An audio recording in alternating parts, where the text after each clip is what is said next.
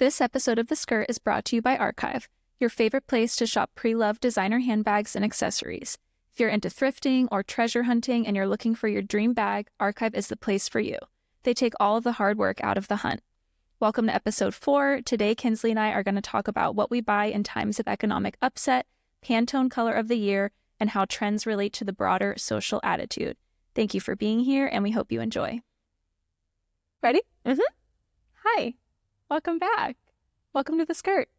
This is episode 4. Episode 4. Crazy. Why? We are The Skirt. My name is Sam. I'm Kinsley. And we're back. We're back and better than ever. Yeah, I think so too. I think we're starting to get the hang of things. Our setup is in and out, quick, easy. We're not messing around with 3 cameras. No, we're just gliding. We're here, we're chilling. We came to talk, as we do, about all kinds of things. Yeah. It's 77 degrees outside. I'm thriving. It's absolutely buck wild. And you're leaving. I know. Tomorrow. Yay, Miami. And going to Miami. I'm so jealous. I'm wearing skirts and bikinis all week, babe. I'm going to live through you. You've got to send a lot of photos. I'll send photos. Yeah. And honestly, it's basically Miami here. I know. I'm just going to pretend. I'm going to go to the river, take a walk, Lounge. put my little toes in. Lounge on out. It's summer. As far as I'm concerned, it's summer now. We need it because, we have to have something really good to latch onto. Yep. To feel alive and okay. Normal. Yeah. Yeah. It's crazy, the mindset that, it is, such a 180. The second the sun comes out, I'm like, oh, I feel good. I forget that I'm a person. Yeah. And that I have energy. Mm-hmm. All winter long, I'm I probably have some crazy health problem. I have, an autoimmune disease. I can't get out of bed. I can't do anything. And then the sun comes out, and I'm like, I could be up all night. Yeah. Go. Let's clean. Let's do projects. Yeah. Yeah, it's feeling good. What else? I have no plans this whole week aside from just being outside, doing my little work, started my garden. Yay! What you got in there? Well, I started all my seedlings, so I'm doing, oh my God, everything. Yeah. It'll be you have a fabulous garden. Onions, tomatoes, peppers, lettuce, all the goodies. I love it. Yeah, I'm really excited. That's so fab. Yeah. Well, today's going to be a good episode. Okay, so we're going to talk about Pantone Color of the Year. Mocha Mousse, baby. And we're going to talk about it in a way that is hopefully not boring, because we're really going to talk about the implications. Do you say that because you think Mocha Mousse is boring? Yeah. I mean, I see its appeal, but we'll get into it. We'll get into it. So we're going to talk, really, I think it's an episode about social attitudes in this current state and why we choose the things we do. So we're going to talk about Paris Fashion Week a little bit. We're going to talk about Mocha Mousse. We're going to talk about Butter Yellow. We're just going to talk about choices. Yeah. In regards to economic health and a few other things. Mm-hmm. I'm certain that we'll go on a million crazy tangents. Yeah. I hope we do. Yeah. Because that makes it more fun. It's expected. Yeah. Yeah. But it's episode 4. Thank you for being here. Thanks for watching. As always, even though we hate asking you this, do it. Please subscribe and please comment. Comment whatever you want. Like the video. Follow us on Instagram at The Skirt Official. Yeah. You probably heard the little promo message before this. We are in the Archive showroom. That's our sponsor and also our employer, and how this whole thing started and how Sam and I became best friends. So it's really important. If you love pre-loved designer, give them a follow. Yeah, goodies. So go hit those buttons across the interwebs, please. They will all appear. All the handles. Yeah. Well, I guess, you kind of gave them a tidbit, but tell me your thoughts on Mocha Mousse. What is your initial reaction when you found out that was the color?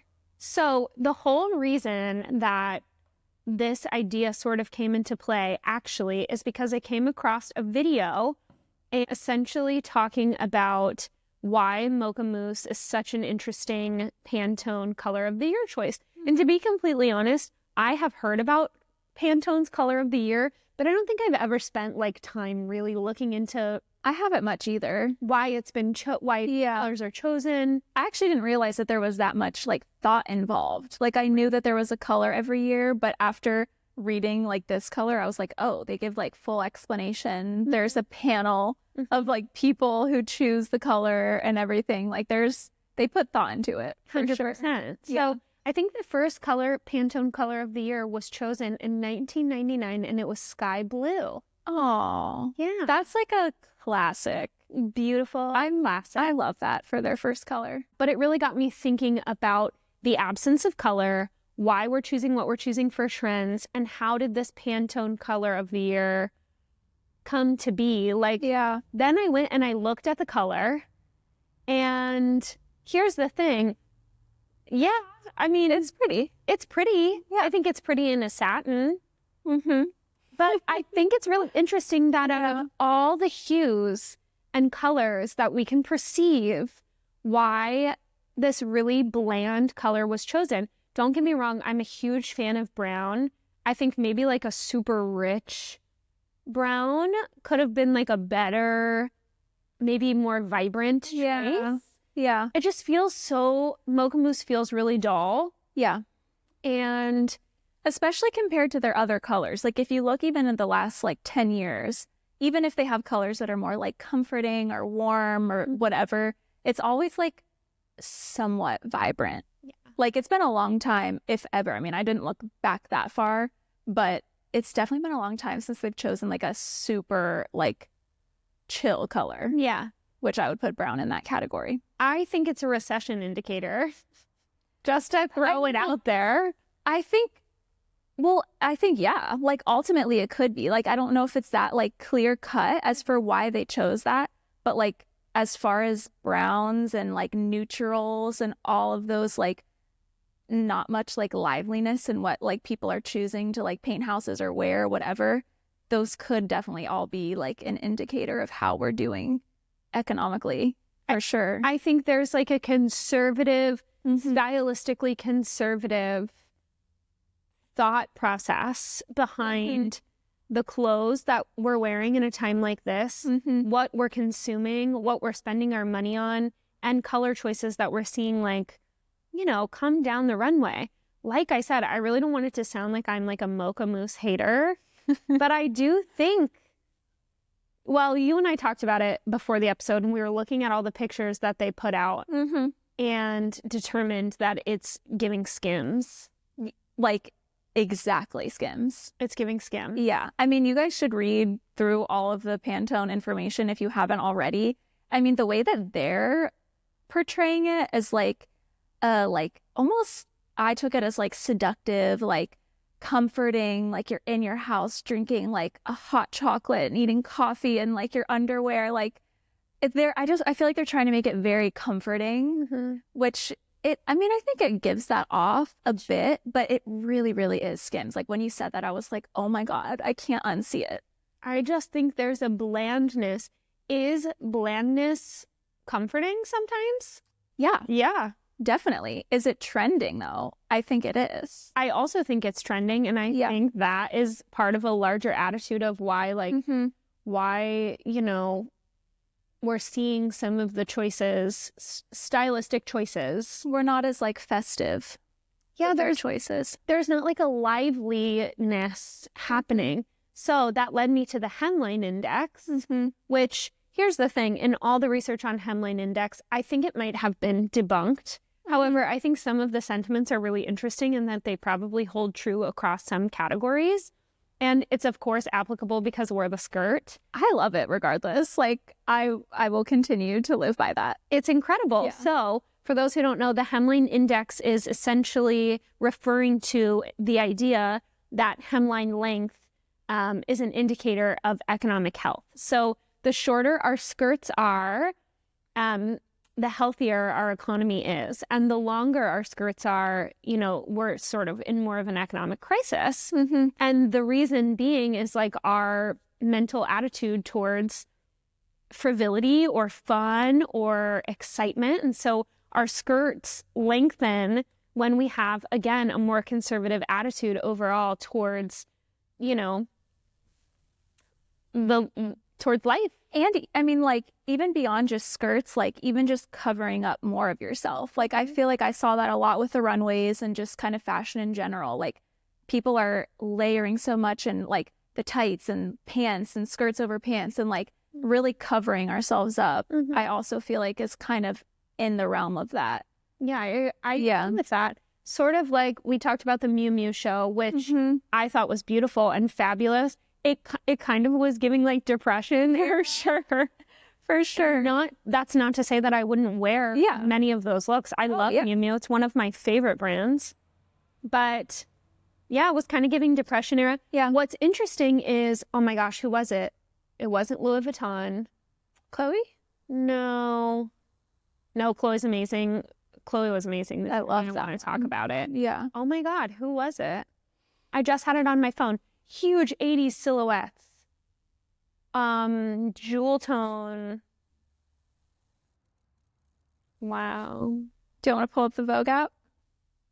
Yeah, or we can look at it. But I basically all of that to say, all of that to say, I thought that was interesting because in the 80s there was a recession. And I don't know, I just think though that, you know, the runway and the things that we're buying are really a really big reflection of. This is kind of jumping ahead, you know, to what we're going to talk about like the makeup and skincare and like smaller goodies that we buy when times are tough. But I feel like accessories also fall into that. And that's something that I noticed that like, I feel like in some of the runways I saw like super big extra accessories, like over the really like modest silhouettes. That is something that maybe it's like, okay, we still want to funk it up a little bit. So we're going to get like a chunky bracelet or whatever. Like I saw a ton of accessories. For sure. Also easier to afford. Yeah. Well, yeah, that's what I like with the skincare and those things that people still buy, you know, when they want a luxury goodie or just a treat that isn't like, you know, a $5,000 bag. Things that are recession proof, essentially. Yeah. Yeah, I don't know. I don't know. I think it was that TikTok that led me into Mocha Mousse, but then it just like opened this whole door. And then every time I looked at any runway show from Paris Fashion Week, I was like, what does this mean? It all makes sense. What is what is being reflected back to us? Another thing with like the Hemline index, because from that Forbes article that I read, and you mentioned it in that girl's TikTok, the contour and the makeup. Wasn't there something with contouring with recession? Like you use more contour when the economy's bad.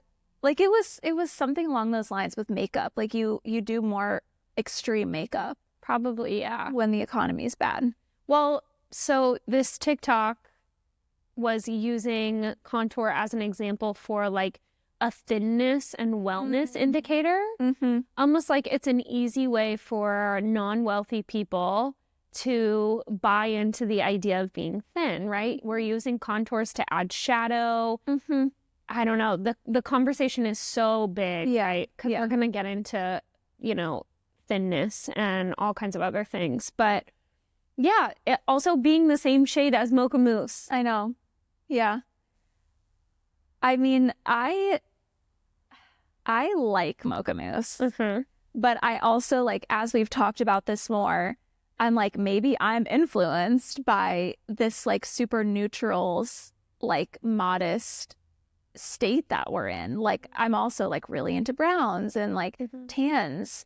And it just made me think, I'm like, oh, am I like the target audience? I mean, I think in theory, everyone is the target audience. Yeah. Where Pantone slates that they choose this color because they're capturing a social attitude. They're also driving a social attitude, and social attitudes are driven by consumerism in, you know, no matter which way we spin it. And so I think everyone is sort of meant to be a customer of that. And because we are sort of in a time where we might be sort of pre-economic crisis and everyone's starting to become, not that everyone wasn't already stressed about it, because let's be fucking honest, like 95+% of the country is like stressed about that all the time and have been forever, for years, you know.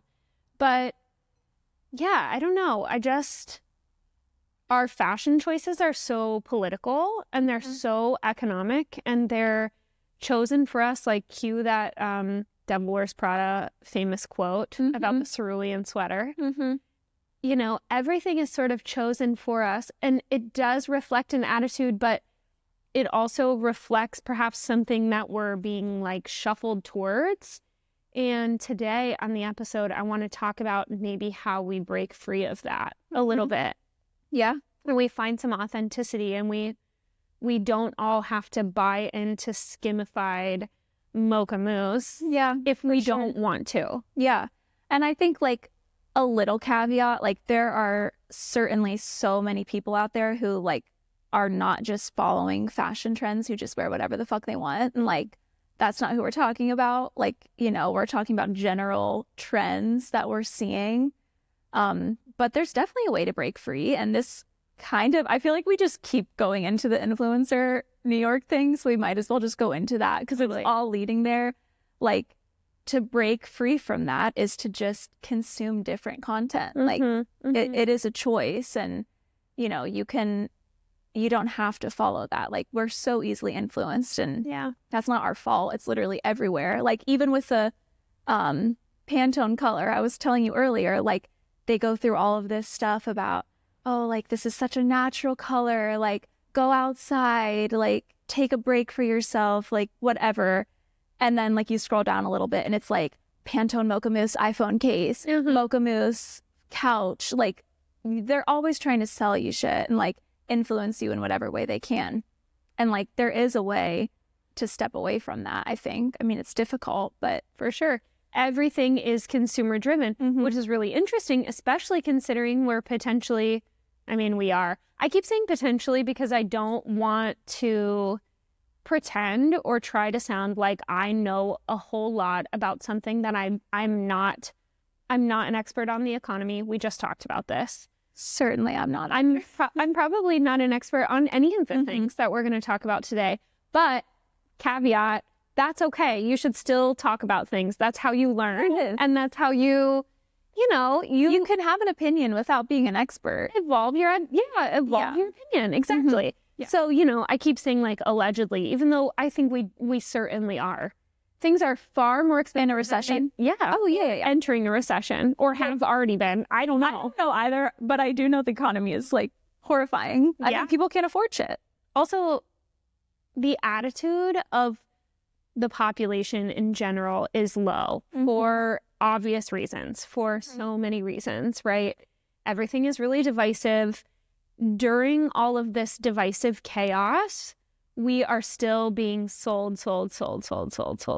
Like, we're seeking comfort, but it's also they're like trying to push comfort on us. Or they're trying to say comfort is buying things, which like we can't even deny that that's the reality, because I think we've spent so much time in a world based on consumerism that comfort is buying things. We just need to figure out how to not let comfort be buying things. Or to do it in a more sustainable way. Totally. In a more healthy way for yourself and for the planet. Yeah, absolutely. Yeah.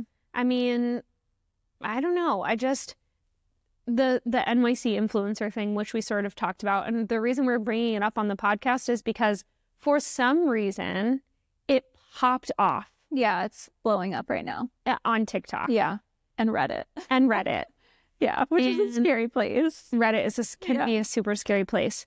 So, little context and background, even though this conversation around NYC influencers is meaningless and it's meaningful all at the same time, right? It's like this spectrum of social attitude. It's like a silly little, like, you're pulling this out of like, blip. Yeah. And it is relevant, but it's just like one tiny little. Yeah, and it's also so dumb. Yeah. But essentially what happened, there was a girl who went on her TikTok and she was like, all NYC influencers are boring. They all do Pilates and have panic attacks, blah, blah, blah. And I don't think that video would have blown up the way it did if a specific particular NYC influencer, who I do think is boring, she clapped back. And to her demise, it opened all this discourse up about the reason why we get on our social media feeds and everything feels boring or feels carbon copy, yada, yada. Well, a lot of the stuff that we were both seeing of, other influencers or other just people talking about the topic, they were like, well, if you get on your social media and everything is exactly the same and you're getting the same boring influencers, like, in a way, that's your fault. Like, Your algorithm is a mirror of you. Like, you sought that stuff out at some point. And like, if you don't want to see that anymore, there are ways to change your algorithm. Like, you can look for other content. And yeah, I mean, so much of that was like, okay, you think New York City influencers are boring. You're obviously not following the right ones. You're not following like good influencers. Or are we following influencers versus like creators? I mean, not to get nominal on what the definition of those words are, but like there's definitely a difference. Influencer, the point is in the name. It's to influence you to purchase something or to aspire to something. That's why, not only because people are not following diverse creators, right? Like, I think the girl, that made the original video is probably following all white blonde girls that all look the same and do the same thing. Yeah. Have made probably a considerable amount of money from being an influencer or come from wealth. So they all have access to this aspirational lifestyle. Yeah. And that's why it feels boring because it's all the same. For sure. And like, as far as the difference between the creators, like, even if, a creator on social media, I mean, they will still eventually become an influencer because that's what social media is. Like, you can still see the difference with like authenticity. Yeah. Where it's like you're purely online just to like sell things for people, or you have created a brand for yourself and then someone is like, oh, this aligns with my whatever. Can you influence this? Like, I know. See, we just have to take a pause. Oh my God. It's fine. It's bound to happen. Yeah, I think there's definitely like, you can see the difference with authenticity of like true creators on social media versus someone who is literally just trying to like get the check, Well, and everyone, I guess the thing is if you can make money from something like that, then yeah, of course you're going to. The problem is what's most sellable, right? Like, who's making the most money? We obviously know it's all those carbon copy. Yeah. The girly pops. Yeah, because that is what is, I guess, most sellable. It's like the Taylor Swiftification. I know. I'm going to ification everything in today's episode. Yeah. Well, it's sellable for like a reason though. And that's where it's like, you have to take a look in the mirror because it's boring. No, well, yes, but it's sellable because obviously people are wanting that. Like, you know what I mean? Like, it's not like we're just like forced here. Like, this was wanted at some point. Yeah. And like, but I don't know where I'm going with that. We're aspiring to it, which is the same reason why Mocha Mousse was chosen. Yeah. Because it's legitimately bland, boring. There's like an obedience to it. It's palatable. I don't know. There's just nothing. There's nothing like jovial or exciting. It's kind of like the idea that like minimalism is very like obedient. It's the same conversation as clean girl. I'm all over the place right now. So if none of this makes sense, It'll come together. It'll come together. But there's like and the wellness stuff.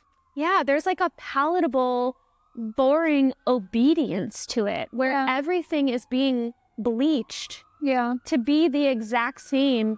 So much so.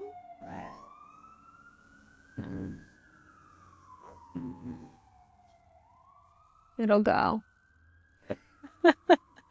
So much so, I know, that we as consumers think that's what we want and that's what we aspire to. Yeah. Because we're being told that it's what we should be and what we should want. There is like a, wealth, like the wealthiest people, people that are kind of creating trends in a way. They're like, if you look at Skims and you look at the Kardashians and people, like, they're very like minimalist right now. And that kind of goes into like the quiet luxury thing. Like, I just feel like there's not much self-expression. And I don't know, the economy doesn't really affect them much. So I guess I don't know how that would relate to the recession situation. But I mean, this whole like clean girl, quiet luxury, like super minimalist, like it is kind of like a wealth thing. And I feel like that's why people are aspiring to be that, or why we see that on all of the influencers. Like, that's just what people think wealth looks like. Yeah. Is this super like washed, like clean, like even in the architecture in their houses, like literally just like white walls, clean counters, like there's no like chaos. And there's no authenticity. Yeah. It's like sterile. Yes, that's a perfect word. Very sterile. Yeah, there's a sterile vibe to it. And I think that's probably what she means on the influencer video, that it's like sterile as far as them being boring, And I don't think it's just New York City influencers. It's like, no, so many influencers. I think New York is filled with so many people who are making and doing and being cool and being authentic and being themselves, and are far less concerned with fitting into this bizarre, frankly, box of like what it looks like to be a part of this kind of like wealthiness, which I do think is like relational to whiteness, of course. Yeah. And anyone who is bored of looking at their TikTok because they're tired of seeing the same thing needs to do some self-reflection. Yeah. Or if you get on it's the same exact thing as getting on your TikTok, and every video that you look at is someone trying to sell you teeth whitener, face straps, your face can be skinnier. Oh my God, you're not fat, you just have cortisol face. Ugh, one kills me. You're not ugly, you just have cortisol face. Are you kidding me? What is going on? Yeah, they're pretty much like, you're not skinny, that's why you think you're ugly. If we wake up every day as human beings who live real lives where like sunshine makes us happier and friends, being with your friends feels good, you do not need to wake up and shed off all these things in pursuit of beauty and in pursuit of thinness as well. And just the whole like wellness core of that is like, I feel like any influencer, all of like the super big like lifestyle people, that is such a part of it, is like the skincare, the 5:30 a.m. runs, like doing all of these things for your mental health before your job, like all this stuff that isn't necessarily accessible to everyone. And it's just like it's dividing, and I think that's the point. Like, totally, they obviously want to feel like they're in a higher sector of life. Exclusionary, which is the same thing as quiet luxury, right? It's like, oh, I don't need logos, because if you're a part of my echelon, then you already know what this is. For sure. You don't need signifiers to know that this is, nice or expensive or, what have you. Yeah, I don't know. It's really interesting. I think there's like an authenticity behind doing, I'm going to dial it back for a second. Wellness, true wellness, to some extent, does not cost money. And if and when it does cost money, it's lack of access to affordable, healthy foods.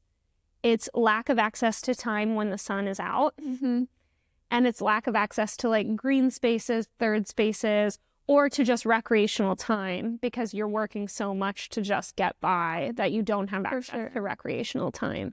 But outside of those factors, actually, no, I'm sure there are a million more that I'm not naming here, and I don't want it to seem like, those aren't included or they aren't important. But to get up and move your body for your mental health, or, to go home and put your moisturizer on, those things don't really have to be sold to us for us to participate in them. No, for sure. You know? Yeah. But it goes so deep. Yeah. Like we talked about the shed, the like mummified face when you wake up in the morning, the castor oil wraps, like all of this stuff. It just is crazy to me. What do we think it means? Like what do we think is the point at the end of the day of all of this commodification of beauty and wellness? Like, is the goal at the end of the day really just for companies to sell more? Is it because, I mean, of what it does to our psyche? I think the selling is maybe the biggest thing.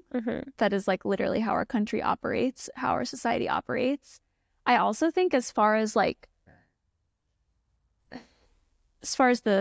social media aspect of it, I'm still putting this together, so I'm not 100% sure if I believe this, but I do partially think it's like boredom.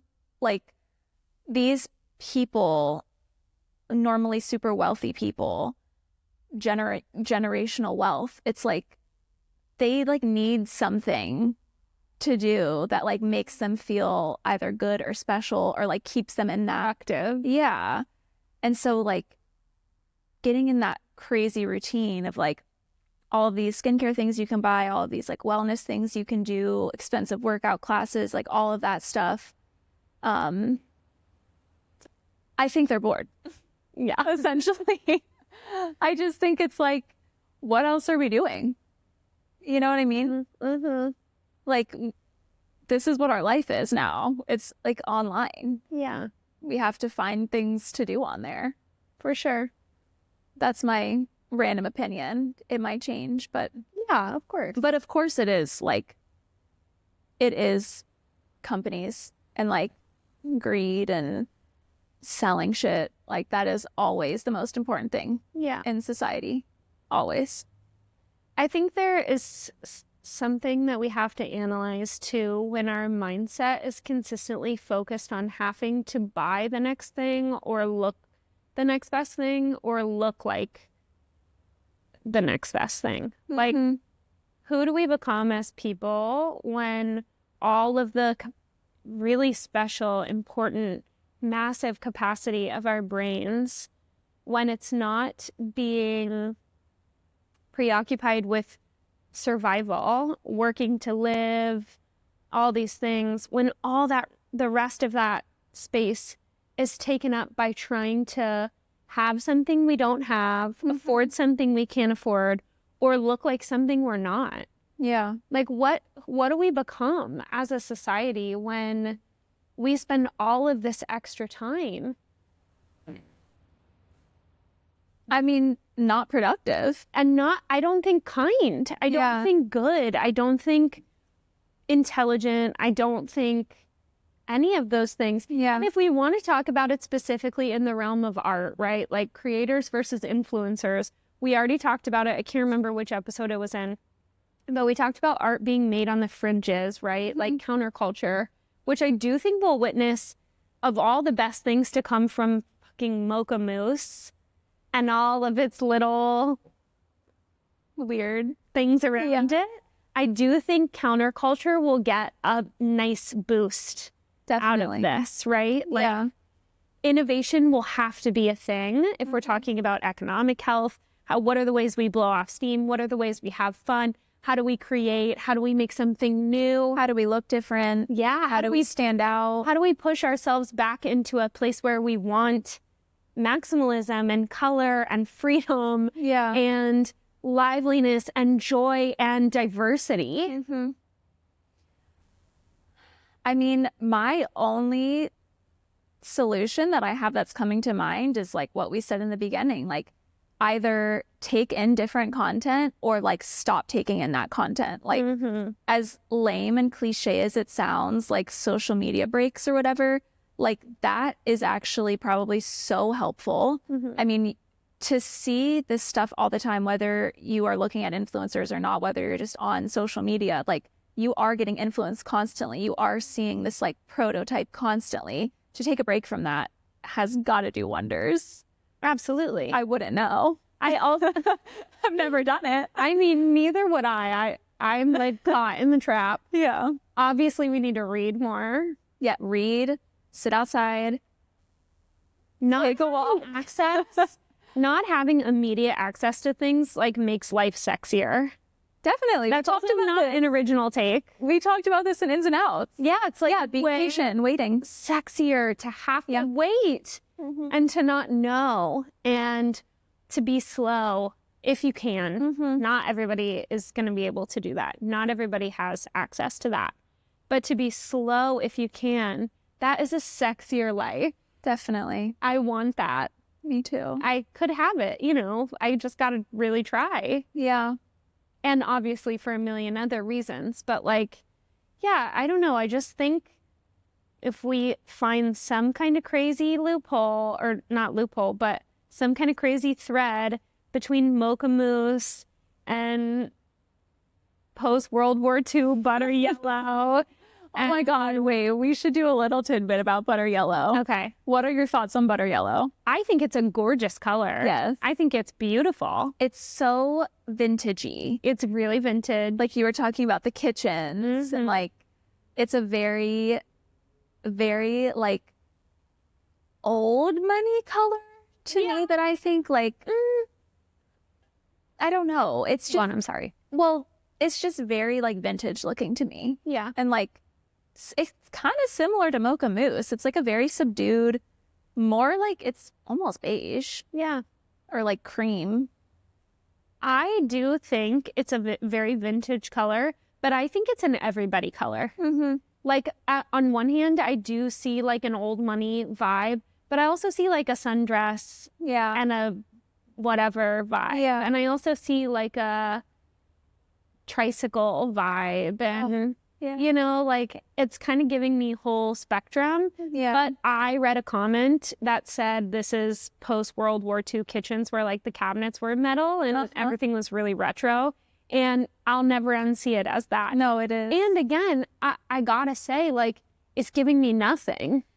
Yeah. It's beautiful and sweet. It makes me think of summer. Yeah, I want some lemonade. But like at the end of the day, to choose a color, especially for something like KitchenAid, which is all focused on the home and the kitchen and this very like traditional conservative sense of things, right? Yeah. This traditional conservative attitude towards life, like what's aspirational. Very interesting color choice. I know. I feel like lately the Butter Yellow like that I see is like, at least from like fashion people and, you know, the influencers that I see wearing it, it is really trying to be like regal. Like, I don't know. And that's why I said the old money. And that's why it kind of falls into the like neutrals and like blandness. It's just like ultra chic and like, I don't know. Palatable. Yeah. Yeah. Everybody likes it. It's kind of cheery. It's very, you know, it's like very palatable. Yeah. I mean, gorgeous nonetheless. Beautiful. I really want that to be clear. I do like it. I like it more than Mocha Mousse, I think. Yeah, I think so. And, you know, whatever. I like tan. I mean, here's the thing. For myself personally, I'm pink. So, like, I don't think Mocha Mousse would look that good on me. Oh, you mean your skin? Or your... Okay, I thought you were talking about your aura for a second. And I was like, no. No. I just mean, like, I'm always, like, a little pink. I see what you mean. A little red. Or, I see what you mean. You know, like a color like Mocha Mousse that's this, like, taupey color with pink undertones. I just don't think that would do me any favors. Yeah. Like, I have, you know, things are, like, a little mousy, whatever. So, it's just not a color I would choose. I love wearing brown. But I need like a rich, deep, beautiful brown. Yeah. Taupe can be that sometimes, but it leans gray. And this one's like particularly pink gray, which I would just personally never choose for myself because I just don't think it would work. Maybe in like a bag. Maybe, like something, a shoe. Yeah. Or something. I don't know. Yeah. And then we talked about peach fuzz, which was last Oh my God. Okay, I'm anti peach fuzz. Me too. It's not cute to me. No. And reading their description, like, it is interesting just what, I wonder what people think. if you think about it, please comment what your initial thought of Mocha Mousse is, because my initial thought of peach fuzz was like bright, cheery, like summery vibes. And in their whole description, it was like warmth, coziness, fuzziness, like tap back into yourself. Like, and I was like, I'm not getting this from peach fuzz. I know your thoughts on it. It looks like raw chicken to me. Yeah. I'm also not going to be able to unsee that. Maybe I'm just biased and that's not Yeah. my vibe. I love bright colors. I mean, if it's the winter, I wear a lot of black. Yeah. I wear a lot of white. But I love, in my home, I want bright colors all around me. It's crazy in general that we can perceive and see beautiful colors in a million shades and hues. I want my world to look like that. Yeah. I want everything to be. We should work for Pantone. Oh my God. Let's pick your next color. Give us a job. Let's pick their next color. There's so many choices. I know. But yeah, I don't know. I don't know. I guess, you know, that's what we're sort of doing right now. We're looking for meaning in everything. We're trying to make sense of things that are really nonsensical. We are struggling to figure out how to like move forward. We're struggling to like, you know, try and picture a future, I think. Yeah. Whether that's economically speaking, whether it's politically speaking, whether it's personally speaking, whether it's whatever. And things are a little unsure. That's like the mindset is just general like confusion. So in a way, I do respect them choosing this color because they're just like, bring it in. Oh, everything's crazy. Y'all need something boring. Just relax. And basic. Just chill out for a little. Take a walk. Zen. Maybe next year will be a little crazier. One can hope. We'll see. Hopefully it's like red. My favorite. I love a good red. Yeah. Red and pear green. So that is my favorite color combo. Red and baby blue. Love. Also hits. Gorgeous. Yeah. Perfect. I don't know. There's so many things. I think today we're going to keep it at a smaller episode since we covered 100 topics and we're not really quite sure where they all loop together. Yeah. But, you know, it's good to talk about stuff. Even if you don't know where you're going, you'll end up there at some point. For sure. Yep. Lots of ideas. I think they mostly tie together. For sure. Yeah. Also, it's good just to be thinking about, you know, keeping our eyes open and paying attention, you know, perceiving things for maybe what they are, looking at the bigger picture, looking at the smaller picture. Seeing what's going on around you. Yeah. Analyzing that. Figuring out ways to feel healthier and happier and how to move forward. Yeah. Yeah, so I think that's really good. And Not all who wonder are lost. Oh my God. That should be the title of the episode. Not all who wonder are lost, as the title of the episode might put us in some like kitschy category. Maybe we're there. Maybe maybe we belong there. That's our true self. Yeah. Live, laugh, love. I'm also, we brought up so many conversations and like topic points. I'm totally down to keep this going. Like if you guys have opinions about this stuff and comment anything, like we could totally delve into so many of the random things we talked about further. For sure. So please let us know your thoughts, and if you disagree, agree, whatever. Yeah, let us know. We want to know what you think about all of that. Did you follow along? Were you like, oh my God, what are they talking about? Yeah, tell us what you think. The conversation, the very short conversation we had today is like the tiniest sliver of a conversation that is massive and has been going on for hundreds of years and will continue to go on for hundreds more years. So anyways, just tell us what you think. Make sure you follow us on Instagram. Yes. It's at The Skirt Official.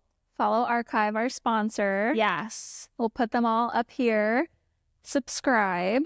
Like the video. Do all the good stuff. Yeah. Shop secondhand if you're feeling guilty about buying. You're not alone. We all do it. No judgment. And yeah, I guess let us know what you thought, and we'll see you 2 weeks. We'll see you in 2 weeks for episode 5. Oh, that's a lucky number. Yay. Oh my gosh. And it will officially be spring. It'll be so nice out. I'm going to be in here in a little Random thought, we'll have to do like a river episode once. Like we should do like an outdoor episode. I would love that. Yeah. We got to figure out how to get the bird sounds on the microphone. We'll just put it in After Effects. Clip the microphone in a tree. Yeah. Okay. Yeah, I'm so down. Cool. Thank you guys. Thanks, guys. See you later. Bye.